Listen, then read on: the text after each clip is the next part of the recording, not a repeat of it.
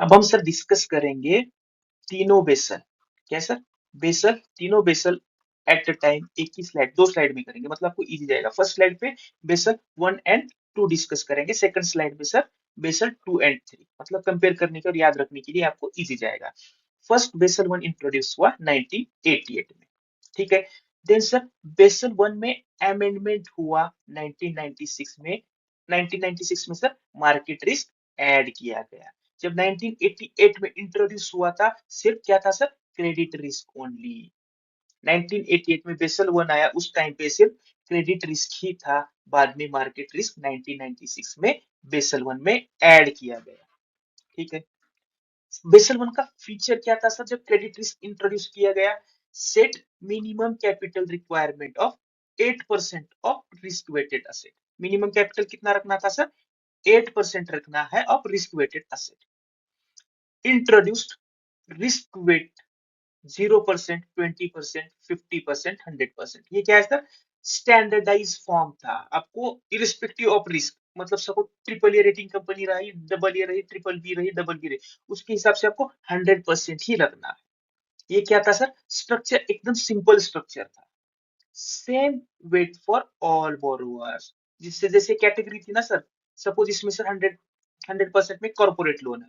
Corporate में sir triple A rating के लिए भी सेमी कैपिटल रखना था, डबल बी के लिए भी सेमी कैपिटल था। Divided capital into tier 1 core capital and tier 2 supplementary capital. ये है तो सर जब इंट्रोड्यूस हुआ था बेसल 1 का ये की फीचर था, ठीक है। इसमें शॉर्टफॉल्स क्या थे सर? इसकी वजह से नेक्स्ट बेसल आया। ये एकदम सिंपल था sir, not risk sensitive. Risk sensitive मतलब जैसे हमने यहाँ पे डिस्कस किया, वो रिस्क सेंसिटिव नहीं था। इरिस्पेक्टिव ऑफ रिस्क यहाँ पे कॉर्पोरेट लोन के लिए 100% ही देना पड़ता था।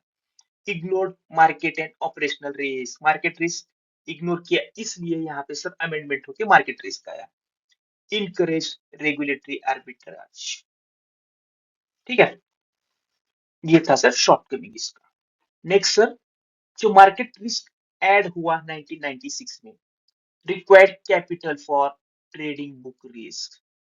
जो आपका ट्रेडिंग बुक है बैंक का, उसके लिए भी आपको कैपिटल रखना पड़ रहा था। उसके लिए सर बैंक खुद का इंटरनल मॉडल यूज करने लगा, value at risk VaR model. Still missed operational risk, no link to internal ratings. इसके वजह से क्या हुआ सर? बेसल 2 इंट्रोड्यूस हुआ गया, इस रीजन से की वजह से। ये कब हुआ सर? 2004 में, और इंडिया में 2008-9 में आया। इसका फोकस क्या था सर? यहाँ पे रिस्क सेंसिटिविटी नहीं था, यहाँ पे बेसल 2 में रिस्क सेंसिटिविटी आया एंड 3 पिलर्स आ गए। कौन 3 पिलर फ्रेमवर्क में क्या क्या था सर? पिलर 1 में minimum capital for credit. Market Basel 1 में क्रेडिट था, जब अमेंडमेंट हो गया तब मार्केट रिस्क ऐड किया गया। बेसल 2 में एक्स्ट्रा आया ऑपरेशनल रिस्क भी, ठीक है। पिलर 2 क्या है सर? सुपरवाइजरी रिव्यू ऐड किया गया इसमें, पिलर 2 में supervisory review. Pillar 3 market discipline disclosure. यहाँ पे सर इंट्रोड्यूस किया गया standardise and IRB approaches for, किसके लिए सर? मार्केट रिस्क के लिए। Standardise and internal risk based approach. Operational risk के लिए सर ये ऐड हो गया, उसके लिए BIA, TSA and AMA add किया गया sir. Banks entered 2008 crisis with high leverage and low liquidity. Leverage ज्यादा हो गया और जो लिक्विडिटी थी कम थी उस टाइम पे। Poor governance and mispricing of risk, no capital for systemic and liquidity shocks. ये इसके थे सर शॉर्टफॉल्स थे बेसल 2 के, ठीक है। बेसल 2 में क्या प्रॉब्लम थे सर? ये सभी सारे उसमें प्रॉब्लम्स थे, इसलिए बेसल 3 इंट्रोड्यूस किया गया 2010 में। इंडिया में 2013 से 2021 फेज्ड मैनर में इसके इंप्लीमेंट किया गया। इसका फोकस क्या था sir? Financial stability, quality of capital, liquidity and leverage add किया गया यहाँ पे। क्योंकि सर क्या हो रहा था ना, यहाँ पे ये इश्यू आया लिक्विडिटी की वजह से, ठीक है। जो फाइनेंशियल क्राइसिस हुआ था वो सर ये वाला लिक्विडिटी की वजह से, एंड लीवरेज ज्यादा यूज होने लगा। लीवरेज एंड लिक्विडिटी यहाँ पे उसे ज्यादा फोकस किया गया sir. Stronger capital base, focus on common equity tier 1। ठीक है, टीयर वन पे ज्यादा फोकस किया गया कैपिटल बेस पे। न्यू बफर ऐड किया गया, capital conservation buffer and counter cyclical buffer. Leverage ratio introduce किया इक्वल्स टू और ग्रेटर देन 3%। लिक्विडिटी स्टैंडर्ड जैसे कि LCR liquidity coverage ratio and NSFR net stable funding ratio. Systemically important banks DSIBs अपने यहाँ पे SBI HDFC और ICICI emphasis on going concern capital. ये still evolving Basel for reforms focus on risk weight harmonization and output floors। ये sir basal दोनों तीनों basal एक ही जगह पे हमने अभी डिस्कस किया।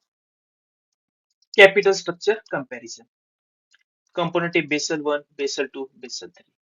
सीआरएआर कितना रखना है sir, Basel one Basel two में 8% और बेसल थ्री में इंडिया में 9% as per RBI norms. Pillar framework, यहाँ पे कोई पिलर फ्रेमवर्क नहीं था बेसल वन में। बेसल थ्री में 3 पिलर्स, बेसल टू में 3 पिलर्स और बेसल थ्री में भी सर 3 पिलर्स कंटिन्यू है। टाइप्स ऑफ रिस्क कवर, यहाँ पे क्रेडिट रिस्क है सर, बाद में सर 1996 में सर मार्केट रिस्क ऐड हो गया। यहाँ पे credit market and operational risk.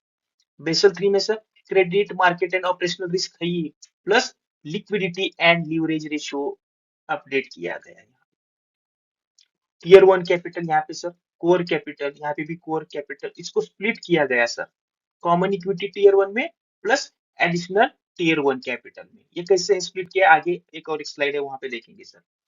Tier two capital यहाँ पे सर सप्लीमेंट्री, यहाँ पे सप्लीमेंट्री मैक्सिमम 2%। न्यू एडिशंस, यहाँ पे कुछ रिस्क एडिशन नहीं हुआ है, ऐसे ऑपरेशनल रिस्क। यहाँ पे जो ऑलरेडी 3 रिस्क थे उसमें sir buffers liquidity standards and leverage ratio add किया गया। Quality of capital focused on quantity, यहाँ पे रिस्क सेंसिटिविटी है, focused on quality equity heavy. Disclosure यहाँ पे कम था, यहाँ पे थोड़ा ज्यादा आ गया, यहाँ पे एनहांस्ड एंड ट्रांसपेरेंट है सर। एडॉप्शन इन इंडिया 1992, यहाँ पे 2008-9 में, यहाँ पे phased manner 13 to 21। Key numbers to remember India specific, ये नंबर आपको याद रखना है बेसल के सर, ये इंडिया में यूज होता है। यहाँ पे रेशियोज है बेसल का रिक्वायरमेंट्स और रिमास। फर्स्ट है sir common equity tier one capital, ये सर इक्विटी फॉर्म में होना चाहिए और ये कोर कैपिटल है। और कितना होना चाहिए सर बेसल थ्री रिक्वायरमेंट 5.5%। तो common equity tier one capital क्या है सर, ये है कोर कैपिटल एंड बैंक का इक्विटी कैपिटल है, ये रखना है 5.5%। नेक्स्ट कैपिटल कौन सा है sir, additional tier one capital, ये क्या है sir hybrid tier one instruments है, इसे रखना है सर हमें 1.5% एज पर बेसल थ्री। तो टीयर वन कैपिटल में क्या क्या इंक्लूड होगा sir, common equity tier one plus additional tier one capital. ये कितना है sir, common equity tier one ये 5.5 प्लस 1.5, ये दोनों मिला के टीयर वन कैपिटल बन गया सर 7.0%। ठीक है, ये है sir going concern capital. Tier one को क्या बोला जाता है, गोइंग कंसर्न कैपिटल, मतलब सर आपके during operation normal banking business में ये यूज होता है। ठीक है, टीयर वन का ये पार्ट हो गया टीयर वन कैपिटल, यहां तक समझ गए। अब सर टीयर टू सिंपल है, आपको 2.0% रखना है। टीयर टू में कोई कंफ्यूजन नहीं है, टीयर टू 2.0 रखना है। ये gone concern capital, gone concern capital क्या सर, जब आपका बैंक फेल होता है या लिक्विडेट होता है उस टाइम पे इसे यूज किया जाता है। तो सर टोटल CRAR कितना रखना है, tier one plus tier two, ये है सर 7% और ये है 2%, यानी 9%। मिनिमम इतना रखना है। और यहाँ पे टीयर वन में आता है common equity tier one plus additional tier one capital. Simple 9% यहाँ तक समझ गए। अब नेक्स्ट सर सीसीबी रखना है हमें। ठीक है, सीसीबी कितना है सर, 2.5% रखना है only in common equity tier one capital. तो मतलब ये जो कॉमन इक्विटी टीयर वन जो है ना 5.5, ये बेस मतलब ओरिजिनल कैपिटल हो गया। स्टार्टिंग का। बस इसमें हमें सीसीबी कितना रखना है सर, 2.5%। तो कॉमन इक्विटी टायर की में कितना होगा सर, ये 5, 6, 7, 8% रखना है हमें common equity tier. Total common equity tier कितना होगा सर, स्टार्टिंग का 5.5 प्लस सीसीबी जो है 2.5, ये होगा सर 8%। समझ गए ये? तो टोटल कितना होगा सर, ये 9% प्लस ये 2.5, ये होगा 11%। ये इस फॉर्म में रखना है। ये होगा सर फुल बेसल 3। समझ गए? लीवरेज रेशियो कितना रखना है सर, इक्वल्स टू और greater than 3%, unweighted capital measure. LCR liquidity coverage ratio कितना रखना है सर, इक्वल्स टू और ग्रेटर देन 100%। ये कितना sir, short term liquidity only sir 30 days का कॉन्सेंट्रेट करता है। ये नेसेफार इक्वल्स टू और ग्रेटर देन 100% की लॉन्ग टर्म फंडिंग स्टेबिलिटी है ये। एलसीआर शॉर्ट टर्म के लिए है, एनएसएफआर लॉन्ग टर्म के लिए। ठीक है। अब सर, अब याद रखिए इसमें सिंपल टोटल कैपिटल जो, हमें जो चीजें सिंपली याद रखनी है, हमारा टोटल कैपिटल कितना रखना है सर, 11.50। ठीक है। इसको ब्रेक डाउन करता हूं सर मैं दो चीज में, टीयर 1 कैपिटल और यहाँ पे sir tier 2 capital. Tier 2 capital में कुछ कुछ कंफ्यूजन नहीं रखना है सर, आपको सिंपली यहाँ पे आपको रखना है सर 2%। समझ गए? ये सर टीयर 1 कैपिटल किसमें ब्रेक हो गया सर बाद में, कॉमन इक्विटी टीयर 1, सॉरी यहाँ पे ये कॉमन इक्विटी टीयर 1 और एडिशनल टीयर 1 कैपिटल। ठीक है। तो यहाँ पे कितना आया सर आपका एडिशनल टीयर 1 कैपिटल, ये है आपको यहाँ पे 1.50 रखना है। कॉमन इक्विटी टीयर 1 कैपिटल में क्या आया सर, आपका जो कोर स्टार्टिंग वाला था वो रखना है सर आपको 5.5, और ये सर आपको सीसीबी रखना है 2.5। तो यहाँ पे आपको कितना रखना था सर, ये दो यहाँ गया तो कितना बचा सर, यहाँ पे 9.50%। 9.50% यहाँ पे 1.5 गया, यहाँ पे 8% बचा। ये सिंपल ही है। ये कोर कैपिटल और ये भी कॉमन इक्विटी में, बस आपको समझाने के लिए भी सीसीबी के लिए 2.5 रखना है, और ये स्टार्टिंग वाला कोर कैपिटल। ये सिंपल स्ट्रक्चर है, कुछ इसमें कंफ्यूजन नहीं रखना है, नो कंफ्यूजन। टोटल रखना है सर मुझे 11.50, टीयर 1 में 9.50, टीयर 2 में 2%। ठीक है।